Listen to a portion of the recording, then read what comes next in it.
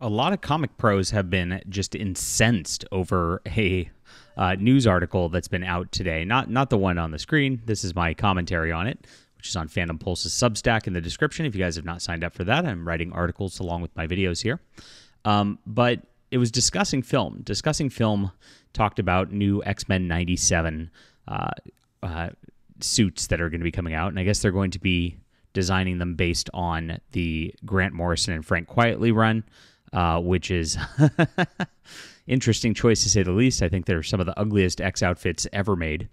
But for some reason, they want to harken back to that, and Marvel loves to keep pushing that run over and over and over again. Not one of my favorite runs, personally. I think Grant Morrison's horribly overrated as a writer, and Frank Quitely's look was just weird to me on this. He's got his own style for sure. I liked his stuff with Mark Millar much better when he was working on the Jupiter's Legacy stuff. But this is an interesting story, and it leads to some provocative questions. And so I'll leave the question up to you as to how this should have been addressed, because you are the reader and you're the viewer, and that's who matters most in all of this. We respect our customers, and we respect you as comic readers. And guys, my name's John Delarose. If you're new to the channel, please hit the like and subscribe button. Join us here as we discuss all things going on in comics. And I've also got my own comic out right now. It's a great science fiction epic, along with Ms. Crimson. Ms. Crimson is my artist and co-creator here, who should be duly credited with this. We just hit $26,000 this morning. This is insane. I'm so blessed to have this level of support. I've never seen anything like this before. So thank you so much for everybody who's come in. So links in the description below if you want to check things out. You can, of course, grab the Hidden Emperor or grab the complete Ayla Rin Adventures if you want to go all in on the full story here. We're building a beautiful universe, and I hope you will join us. Thank you so much again. All right, so I guess discussing film did this. The X-Men will wear Grant Morrison suits in X-Men 97 Season 2. Like I said, bold choice because, there's the classic X-Men look, which is what X-Men 97 really was all about, trying to get that classic look back. I think that's the best look for the X-Men. And then there's this, the big X biker punk leather jackets. Like, why? But I guess that's what they're doing. Now, it's not the fact that they're actually doing this that's the controversy. The controversy among comic creators is that this is based on Frank Quitely's designs. And so, should it be his designs and suits credited, or should it be Grant Morrison's suits credited? And that's been a thing here. So if you look at it, all the comic media just copied this almost entirely, did not mention Frank Quitely at all, just mentioned Grant Morrison over and over again. And it started to change, by the way. The outrage has gone to some of the media circles. I'd say since making this article, I've seen a couple pop up. But Comic Book Resources and Bleeding Cool just followed this. They're very lazy reporters at both those companies. As we know, they just kind of copy what goes on, and Discussing Film got the scoop. So that was that.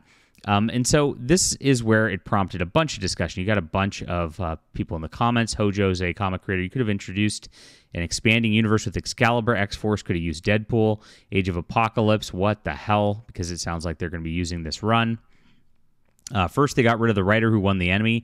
Now they're using trash-ass costumes from the Morrison run. But when you get into the quote tweets is where you get into the comic pros talking about this, and their takes a little bit different when you get on this. Here is Derek, Derek Robertson. He's the co-creator of The Boys, and talks about this quite a bit. And he made a few posts on it. Here you go, Discussing Film. I fixed it for you, he said, and he put X-Men will wear Frank Quitely designs deals. And Shane Davis said they finally brought people back to X-Men to confuse them. Derek Robertson was not going to start there. It's simply not that hard to write an artist's name, too, at least if you're using their artwork. Stop giving writers the art cred.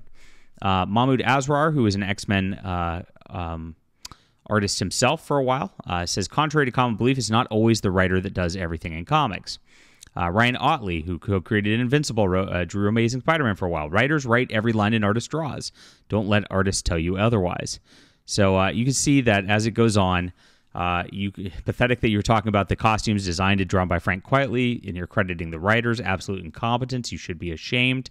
And it keeps going. I mean, this created quite the outrage here. It ended up getting more than 4,000 retweets, of which a lot of them were quote tweets, and a lot of comments here for the 37,000 likes that it got. So it didn't quite get ratioed, but it did get enough from angry people in the comic industry talking about this.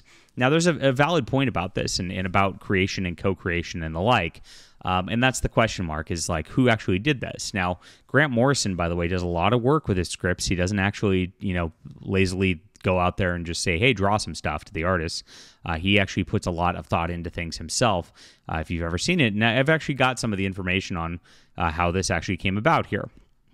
So number 7, here's actually the beginning of their run here. Get rid of the costumes. Let's ditch the spandex for the new century and get our heroes into something that wouldn't make you look like a blank if you wore it on the street. I think that's a British word for cigarette, maybe? I don't know. The movie had it almost right. I think we should go for hardcore bike-style exo rubber uniforms, maybe military pants, wrestling-style boots, whatever. A uniform again. Youth culture looks are going uniform anyway. That looks brutalist and military, and I think X-Men would reflect that to stay cutting edge of cool. Long leather coats with a big X on our back as our heroes get smarter and prouder and louder. Cyclops wearing ruby quartz contacts. I'd like to see some yellow in the paneling or detailing of the costumes, only to avoid the dull black leather look of every film superhero.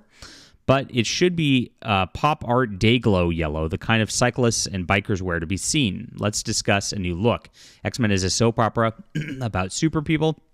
In the same way that Dallas was a soap opera about oil people, the oil only provided window dressing. So he did actually go out there and say, hey, we want to have a leather jacket with a big X on it that's yellow. That is the case. And that's what he got, right? This is exactly what got drawn onto this stuff. Now, this is clearly Frank Quitely's designs, though it is based on a recommendation from Grant Morrison. So at the very least, you could say that they co-created the concept and co-created the designs for this, since it was the brainchild of Grant Morrison on this. And so both probably should be credited about this. This has been a long time thing in the comic book industry where writers obviously get credited for a lot that the artists actually do. And it does rub a lot of artists the wrong way. You could see on Twitter just how incensed they are about this because they're used to this in today's day and age. Almost every run these days, if you listen to how people talk about this, it's Grant Morrison's run, or if you listen to the Green Lantern run, it's Jeff Johns's. It's almost always the writer who does get that kind of lasting credit for things because of the story involved, while the artist is second fiddle. Now that's a lot. In modern comics, a lot of what's being done is draftsman and just tweaks to existing characters, which is really done here. I mean, Jack Kirby was really the one who originally designed these characters that got some tweaks, got some costume changes, but the overall of the characters, you can tell who they are because they still look like Jack Kirby's creations to some degree. And that's where the real creation lies.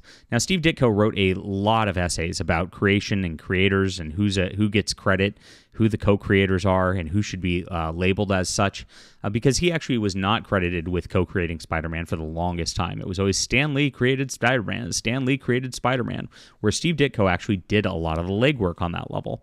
And that came down to, actually a lot of the story was written by Steve Ditko as well, if you guys don't know that.